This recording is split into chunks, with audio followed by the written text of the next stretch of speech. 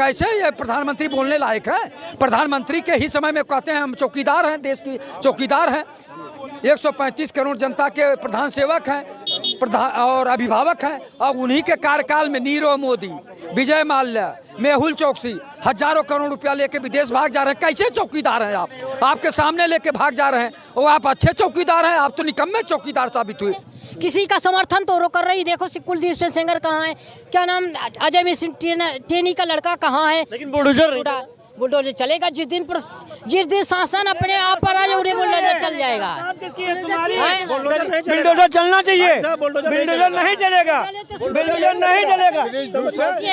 Bulldozer Shivpal Yadav की, रामगोपाल यादव के। सिंह कहाँ है? दूसर सिंह जेल से बाहर आए हैं। जेल से बाहर हैं, मालूम है? जेल में गए ही नहीं, अभी गए नहीं किए मोदी जी, योगी जी। अच्छा ये बताइए क्या नाम आपका?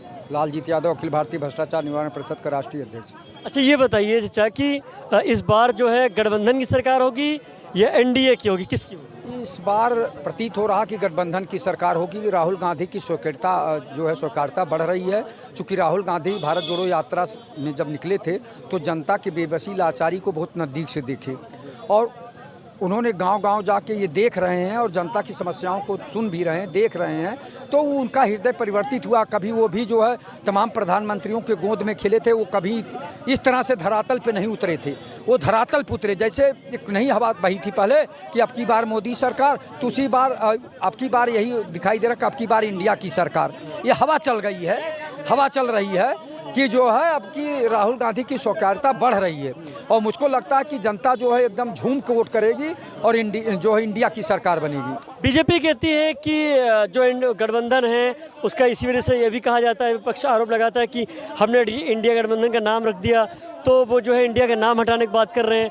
और बीजेपी ये कहते हैं कि इसमें से भ्रष्ट नेता हैं, विपक्ष को कहते हैं। बीजेपी भ्रष्ट नेता क्या कहती है? अजीत पवार के ऊपर प्रधानमंत्री देश के लगाए थे कि भ्रष्ट हैं।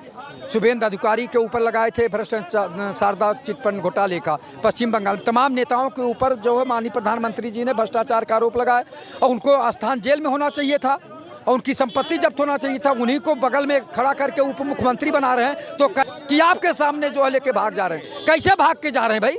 चौकीदार का काम है कि हमारे चौकीदारी में एक भी चोरी करके चोर भागने नहीं पावे, उसको तत्काल पकड़ लिया जाए।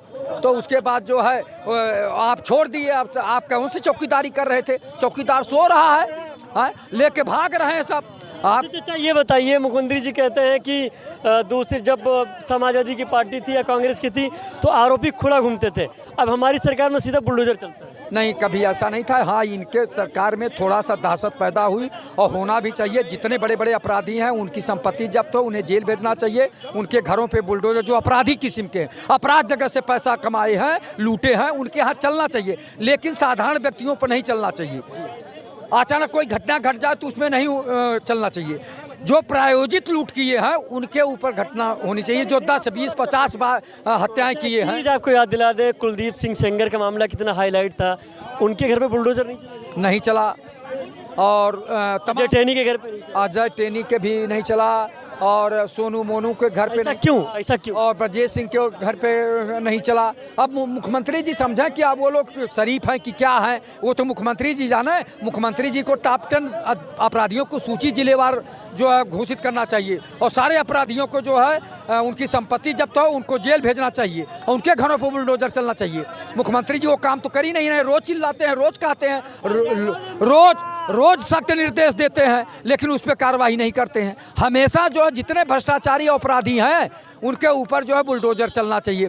और सबसे ज़्यादा जो लेखपाल गांव की ज़मीन को जो बचा नहीं पा रहा है, जो तहसीलदार गांव की ज़मीन को नहीं बचा पा रहा है और आज जो कह रहा कि ये ग्राम समाज की है या जंगल की ज़मीन है या जो है चारागाह की ज़मीन है, सबसे पहले तो उनकी संपत्ति जब्त हो उस लेखपाल को और उसके जो है उसको जेल भेजा जाए। लेखपाल से लेकर तहसीलदार और थानेदार तक इन लोगों को, चूँकि वो पहले क्यों नहीं देखे? आज जब घटना घट गई तब देख रहे हो ना। इससे पहले आपकी नैतिक जिम्मेदारी थी। तो ये लोग आकंठ भ्रष्टाचार में डूबे हैं और ये जितना काम हो रहा है सब भ्रष्टाचार के कारण हो रहा है। भ्रष्टाचार उत्तर प्रदेश और देश के लिए अभिशाप है। क्या नाम है? क्या नाम है? रामदुलार। ये बताइए कि इस बार किसकी सरकार, इंडिया की या एनडीए की? ये कांग्रेस की गठबंधन की सरकार बनेगी।